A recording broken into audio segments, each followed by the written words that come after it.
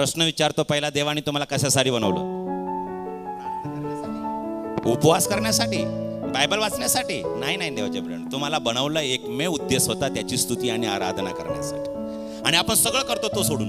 ज्यावेळेस आपण आराधना करतो, मी सांगतो सैतानाचं राज्य ढासळून पडतं. तुम्हाला प्रार्थना करून जर होत नसेल ना प्रियानो, सर्वात जास्त स्तुती आणि आराधना करा. Praise the Lord.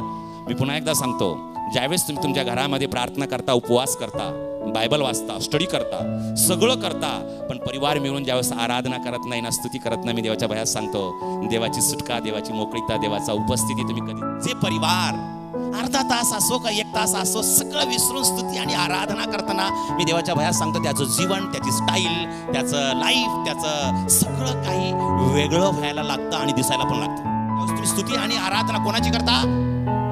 देवाची करता. आता ऑटोमॅटिक इम्पार्टेशन देवाचं होतं, देवाचा स्वभाव, देवाचं प्रतिरूप, देवाचा तेच तुमच्यावर